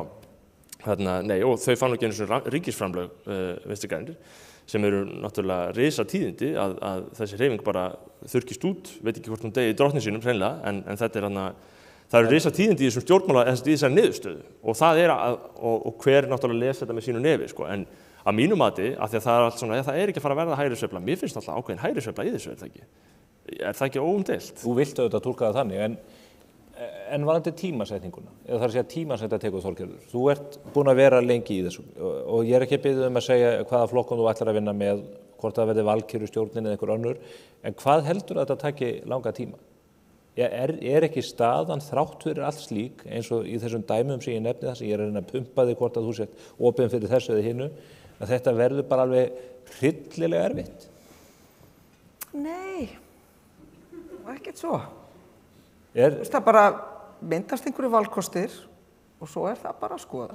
En það ekki tísku að vera með málamiðlanir í dag. Það bara alls ekki vinsælt hjá kjósendum. Það stór hætt á því að ef þú ferð inn í ríkisstjórn og gefur eitthvað eftir í Evrópumálunum eða gefur eitthvað eftir í skattamálunum annað, að þú sjáir bara undir iljarnar á kjósendum þínum. Ekki bara pólitíkin listins möguleika og svo bara sjáu hvað setur. Ég held að það þurfi ekki langan tíma.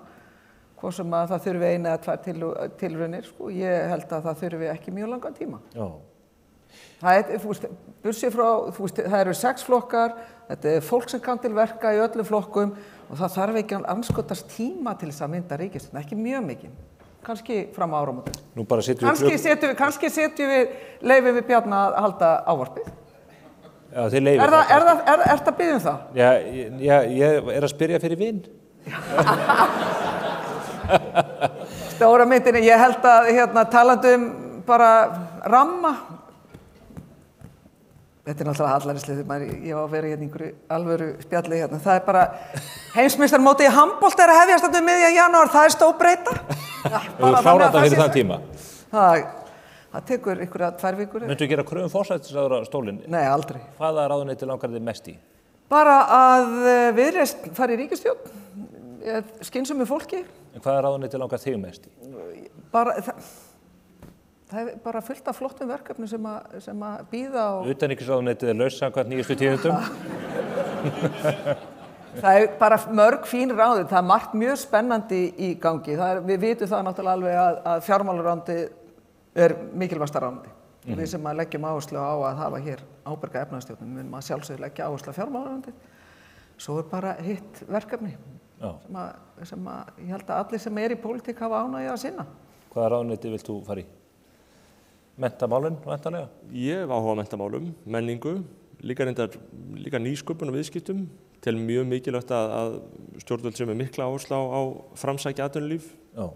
Það hin eina sanna byggðastefna, við erum náttúrulega, Reykjavík og Ísland náttúrulega líka í byggðastefnu, sko, gagnvart útlöndum. Við verðum að halda þessum stað spennandi og frábærum og ég tel það líka eitt af mikilvægum viðfangsefnum næstu stjórnar að hjóla svolítið í það að einhvern veginn róa því öllum árum, ekki það stjórnvöld ráði öllu það að lokum, sko, en hafa öflugt og bara mjög svona fjölbreytt atvinnulíf hérna, það mjög áhugavert, en sko ráðherrastóll, ég kann ekkert þarna, sko, ég bara þarf að byrja að læra hvað snýr upp og niður hérna. Já. Myndi ég segja.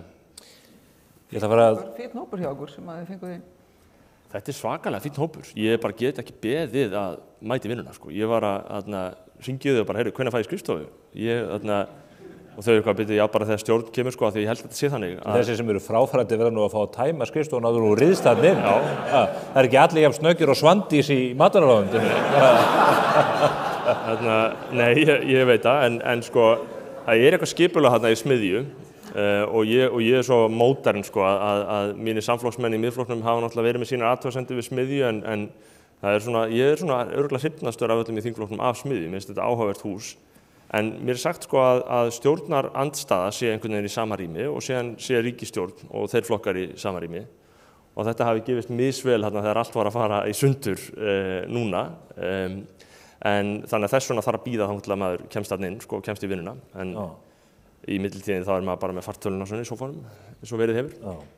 Ég ætla að fara að hleypa ykkur heim. Ég veit að þið eru örþreytt, þið eru búin að standa ykkur gríðarlega vel. Gaman að fylgjast með ykkur báðum í þessari baráttu og fjölmiðlarnir ánægðu með hvað þið hefur verið duglega að tala við okkur, meira sér núna eftir að kjörstofunum lokaði. En að því að ég heyra þessa samninga þegar getur tekið nokkra vikur, þá ætla ég næst að kalla hér í sófan einn reyndasta samningamann landsins, hvorki meira né minna. Takk fyrir komuna, Snorri og Þorgerður. Takk fyrir.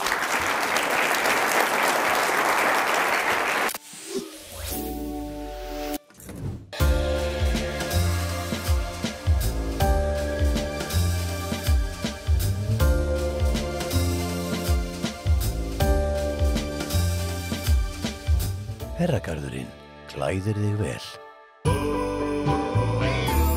In the night air, I can feel you. In the stars there, I can see your face. Though you're far away, me and you.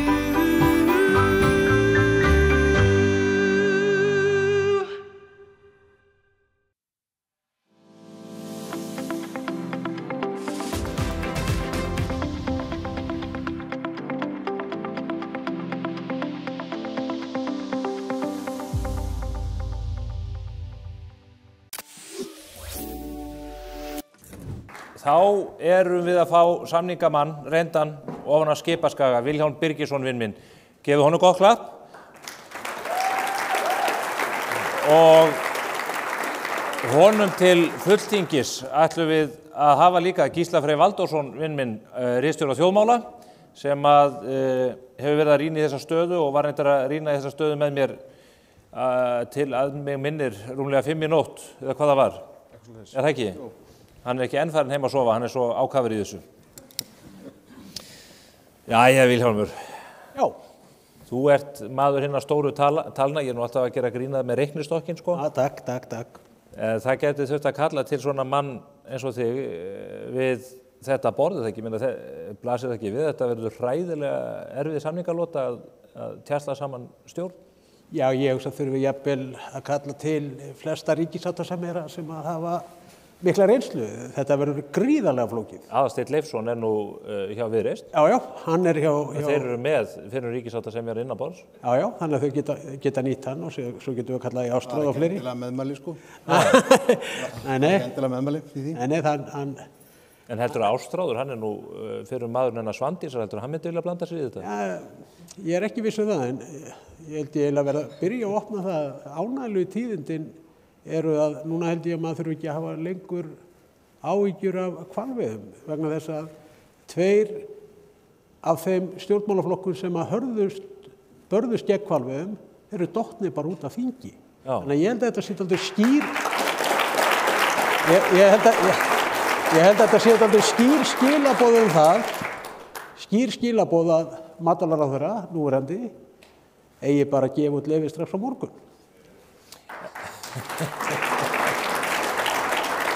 Ertu búin að heyra í Kristjáni Loftssyni í dag?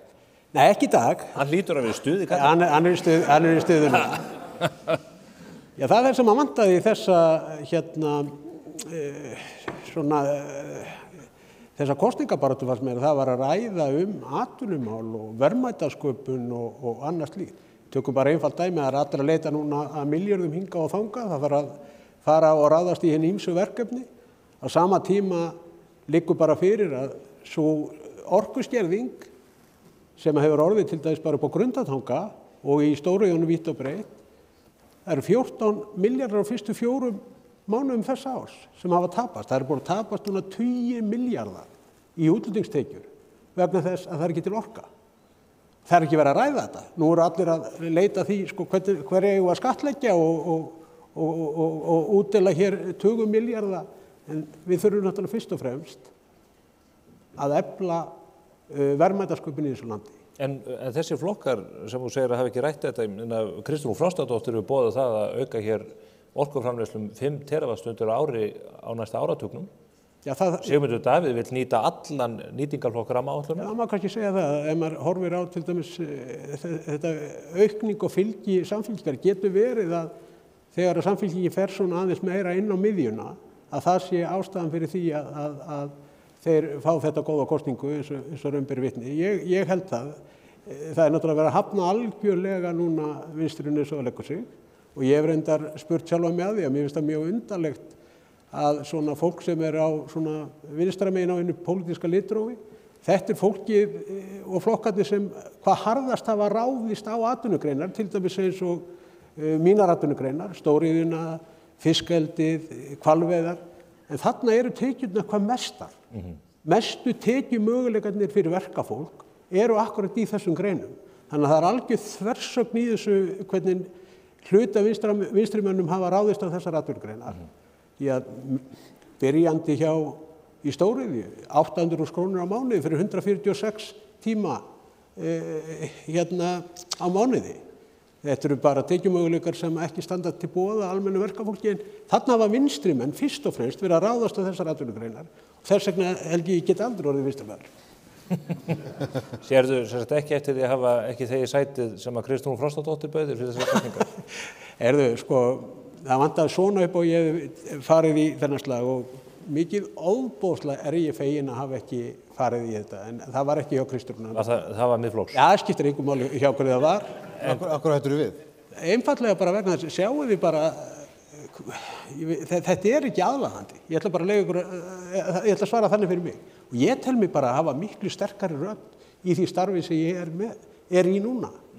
Því að það er grundvallaratriði að sú ríkisstjórn sem að verður mynduð, að hún verði í góðu talssambandi við aðila vinnumarkaðarins, því að það eru jú aðila vinnumarkaðarins sem að standa undir þeirri verðmætasköpun sem að verður hér í þessu landi, það er sérst launafólk og fyrirtækin.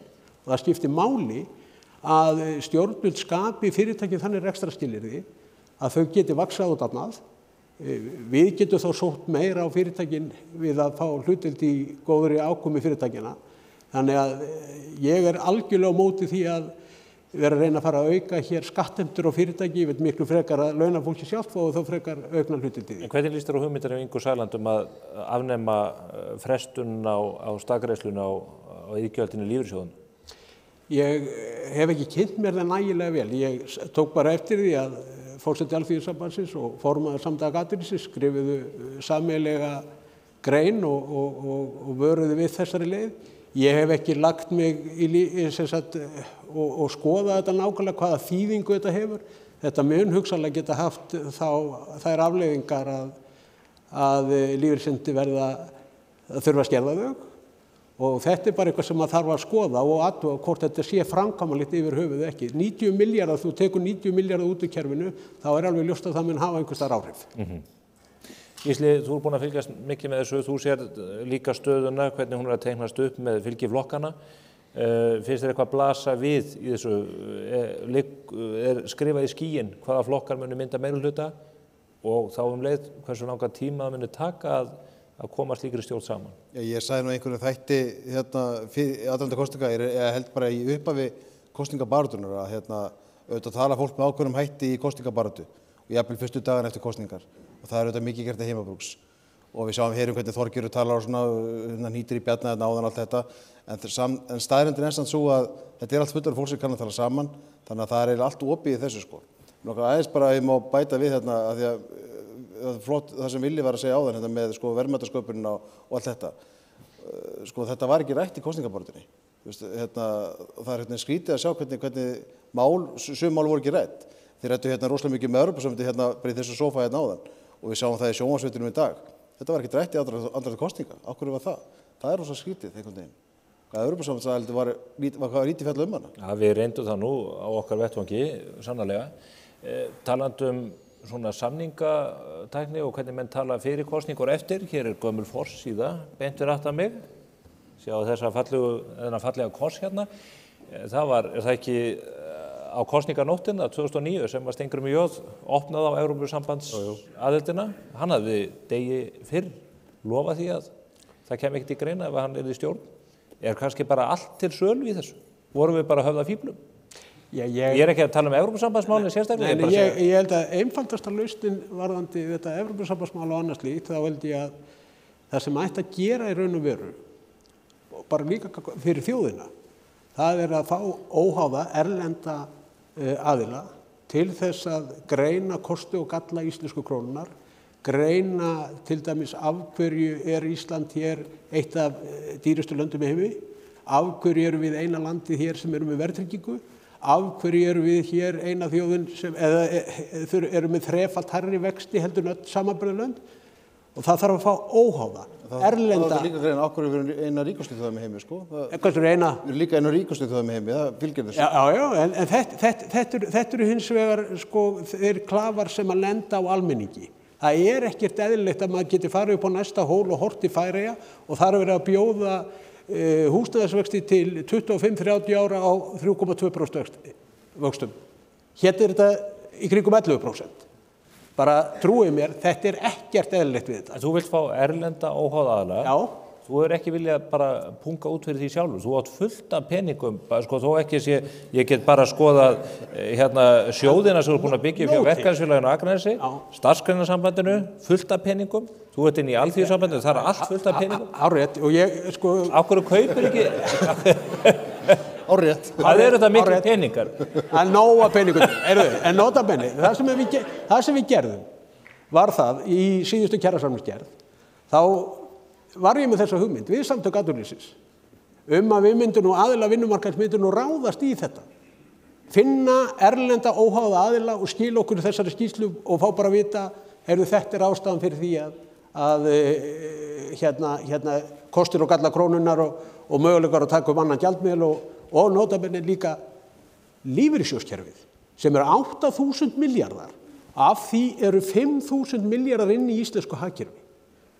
Og bara til að standa undir ávöxtuninni gagnvart innlendum eignum lífeyrissjóðanna, þá er þetta upp undir 400 milljarðar sem að almenningur hér þarf að greiða með einum eða öðrum hætti í gegnum vöruverð, hærri vexti og svo framvegis. En býtu, nei, bara til að setja... Fullt af þessum fyrirtækjum sem þú ert að vísa í varðandi innlenda hagkerfi eru þetta fyrirtæki sem eru að hafa tekjur erlendis frá. Bara til að setja þetta í samhengi, þegar þú ert með 5.000 milljarða inn í íslensku hagkerfi og þarf 400 milljarða til að standa undir þessari ávöxtun, þá er útflutningsverðmæti sjávarafurða, og þá er ég að tala allan flotann eins og hann leggur sig 352 milljarðar. Sko þetta er bara einhver 101 hagfræði sem bara getur ekki gengið upp. Viltu fara með þessa peninga þá úr landi? Já, alveg klárlega. Norski olíusjóðurinn, þar eru 90-95% af öllu því sem að norski olíusjóðurinn fjármagnar, hann fer með það erlendis til ávöxtunar.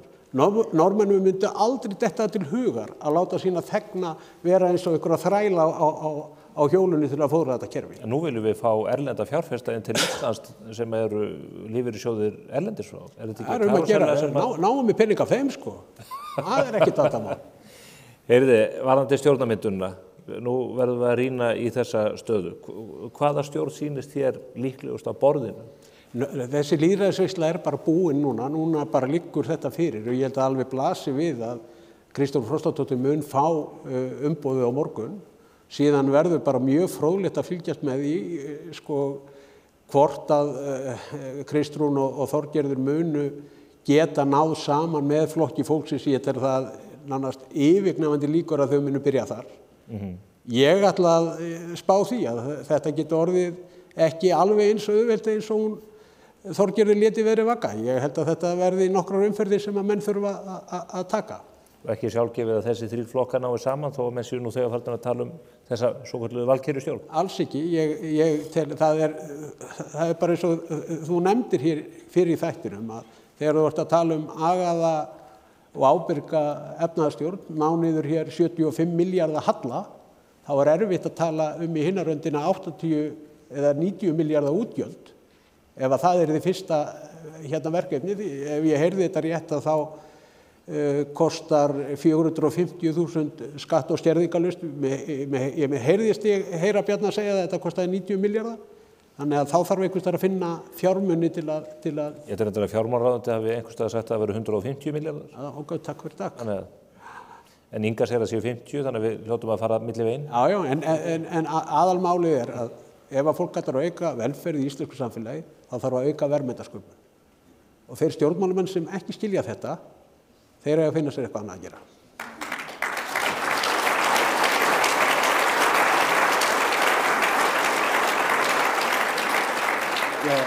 Sumir af þeim þurfa að finna sér annað því að VG skilur ekki verðmætasköpun og þau eru farin að þingi. Já, það var bara takk íslenska þjóð fyrir að hafa sett þau út fyrir, sko. Það er ekkert annað.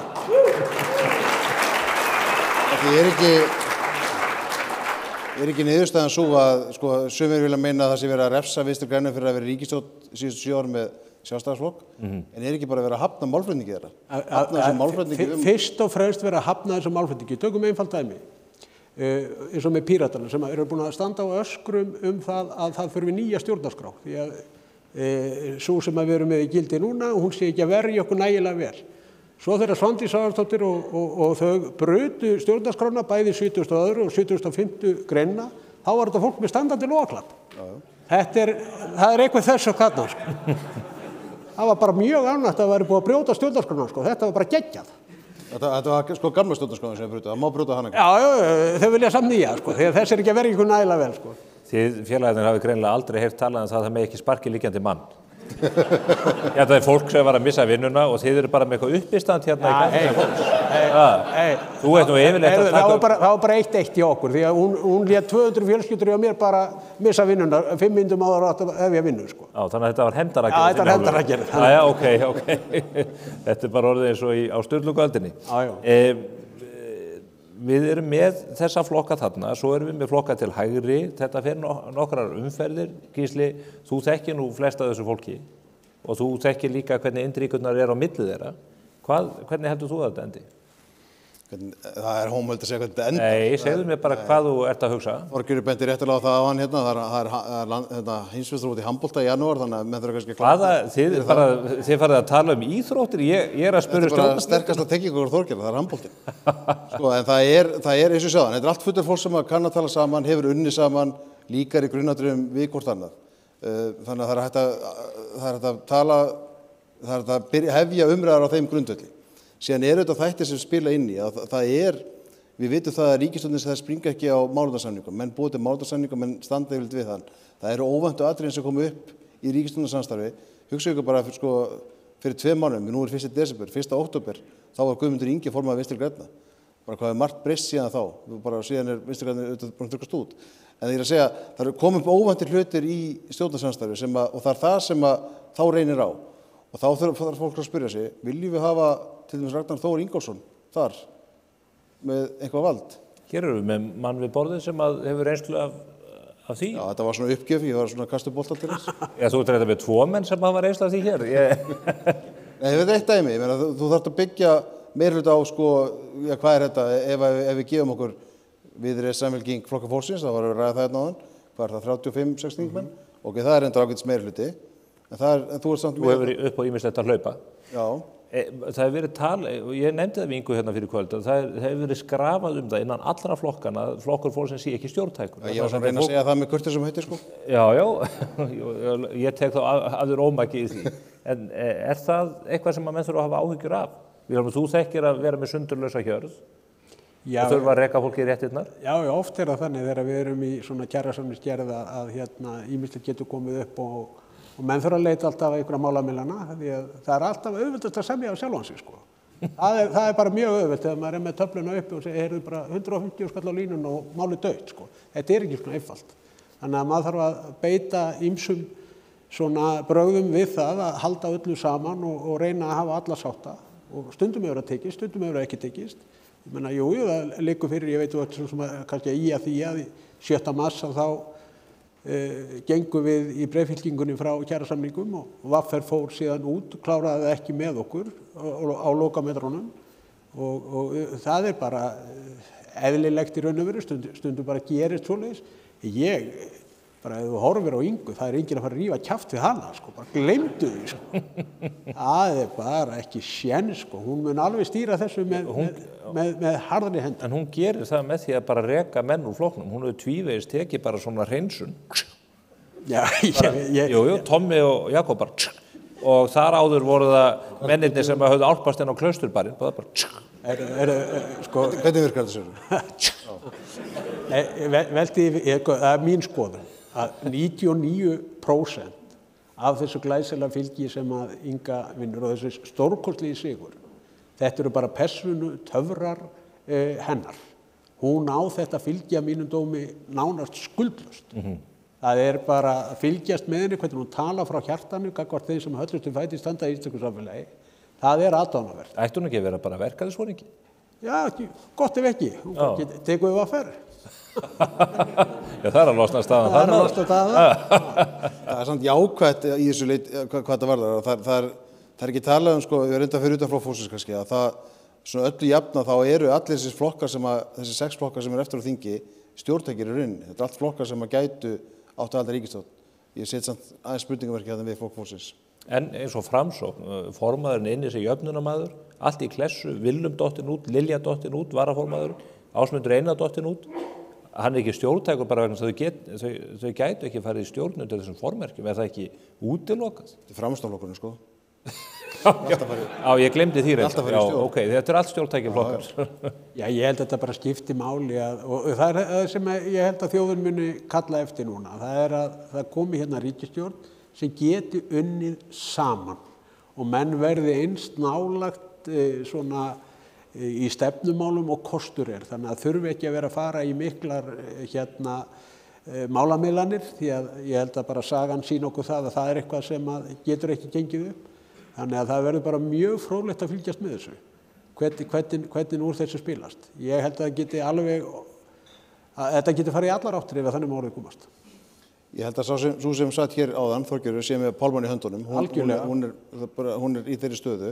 Verður hún næsti? Hún nútíma Framsóknarflokkurinn, hún getur valið sér í hvora áttina hún vill fara.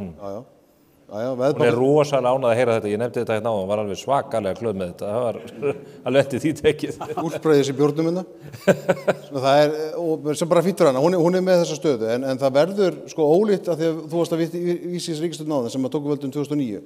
Þið muni hvernig svo ríkisstjórn reyndi að setja mál á dagskrá sem þjóðin var ekki að biðja nýja stjórnarskrá, áttu að breyta fiskveiðistjórnarkerfinu, sækja með þetta ESB.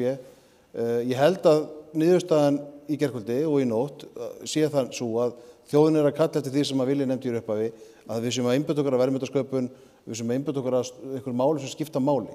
Orkuframleiðsla alveg tvímælalaust og það eru stóru málin þannig að ef menn geta myndað ríkisstjórn utan þessi mál þá hægt að gera það með hvað hætti sem Gleymið ekki líka stóru málinu sem eru húsnæðismálin og vaxtamálin hér. Já, ég að segja bara almennt þessi stóru mál sem að...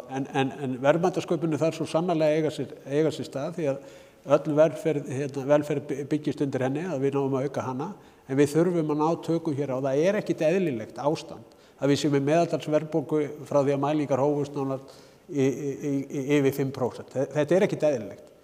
Það ekkit eðlilegt að við búum hér við verðtryggingu sem að fóðurar í raun að vera verðbólguna bara sjálfkrafa sko. Bara þegar verðlagshækkanirnar koma alveg átómatískt svo skilur enginn í því að verðbólgan lækkar ekki. Það bara einfaldlega vegna þess að því að þetta allt orðið vísitölu tengt hjá okkur og það þarf að komast út úr þessu kerfi. Í þessu ljósi og því sem blasir við eftir kosningarnar, ertu bjartsýnn á árið 2025? Þetta eru búin að vera þung ár hérna bara frá því að WOW féll 2019 með Brauki og Bramli og svo COVID beint ofan í það. Bara sko, til að gæta sanngirnis líka, þá verða menn að átta sig því að kostnaður ríkisins vegna COVID var 450 milljarðar. 450 milljarðar sem að ríki fór í að styðja við fyrirtækin og allir þessi styrkir sem að voru. Ásamt því að síðan kemur stríðið í Úkraínu, þar fáum við innflutta verðbólgu alveg á fullum þunga og svo kemur eldgosið, það sem að búið að styðja við 10 milljarða. Þannig að þetta ekkit smáræði sem hefur gengið á, þannig að það þarf líka, í mínum huga finnst mér hafa gætt svona vissra ósanngirni gagnvart þeirra stjórnvalda sem að fara frá. Þetta verið risavaxin verkefni. 450 milljarðar, það var bara gefin út skýrsla þetta, þar sem þetta greint nákvæmlega niður og þetta var kostnaðurinn. Þannig að það ekkit, eðlilegt að þeir búið að pumpa út 450 milljörðum, skuldsetja ríkissjóð svona að það fara að stað líka verðbólga. Þannig að núna bara verkefni að ná þessu niður, ná niður 75 milljarða halla og það þarf náttúrulega meiri aga í ríkisútgjöld og þetta svo magnað að horfa á þetta og ég held að við sem þjóð þurfum líka aðeins að spyrja okkur að því þegar allir að öskra á fé úr öllum hornum. Þið gerðu það nú í kjarasamningunum aldrei. Hvað fóru? Byrjar hann að skamma mig. Hvað voru þetta margir milljarðar? 80 milljarðar í heildina. Já. En notaðu bene, það sem skiptir mestu máli í því, hvað voru við í verkalýðshreyfingunni að gera? Við vorum að semja hér til langstíma til 4 ára með afar hófstilltum hætti og inn í fjármála áætlun ríkisins var búið að gera ráð fyrir því að laun myndu hækka 9%. 9%. Þið létu bara skattgreiðendur borga þetta í stað. Rólegur. Þetta var voðalega góð samningur fyrir atvinnurekendur. 9%, meðaltali var síðan 4%, þannig að sparnaði ríkis og sveitarfélaga var svona í kringu 30 milljarðar á lægri útgjöldum vegna launa. Og aðalávinningurinn náttúrulega birtast okkur núna. Þegar við undirritum samningin þá verðbólgan 6,6%, hún komin niður í 4,8%. Án húsnæðisliðar hún komin niður í 2,7%. Hins vegar hafa vextirnir ekki fylgt hérna með, sem algjörlega með ólíkindum og þessar, fyrirgefið þetta orðbað, grækisvæðingin inn í fjármálakerfinu á sér engin takmörk. Á sama tíma og stýrivextir hafa lækkað 0,75%, þá hafa verðtryggðir vextir hækkað 1% eins og hjá Arion banka.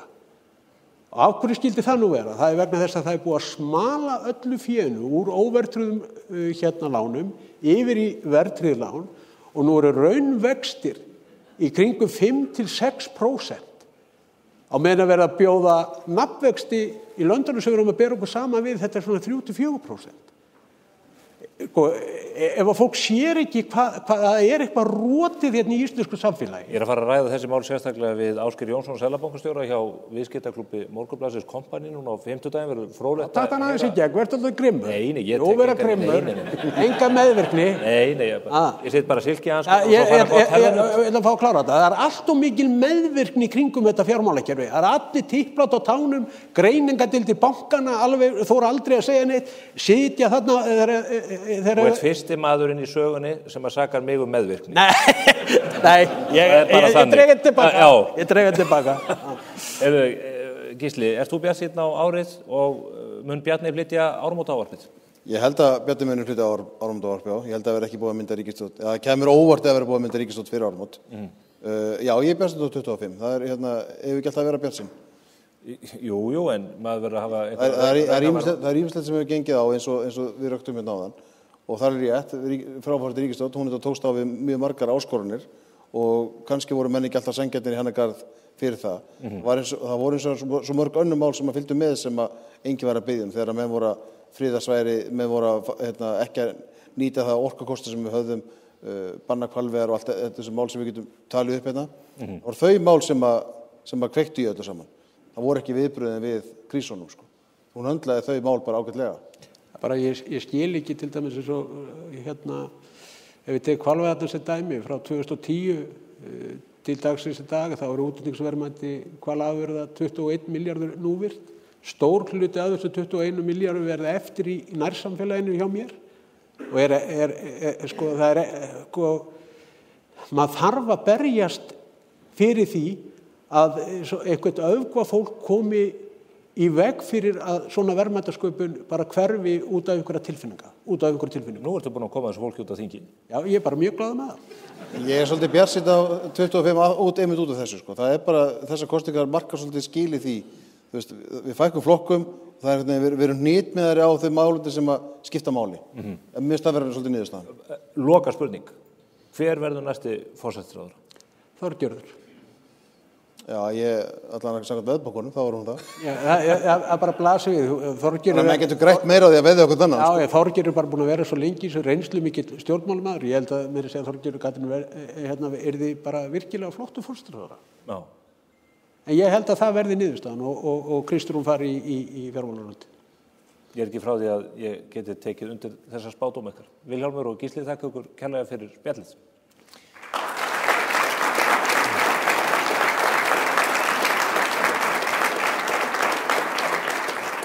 Þá kveðjum við hér að vettvangi spursmála úr þessu kosningauppgjöri hér á Reykjavík Hilton Nordica. Þökkum ykkur fyrir samfylgdina og hlökkum til að eiga samfylgdina áfram með ykkur alla föstudaga eins og verið hefur síðast árið.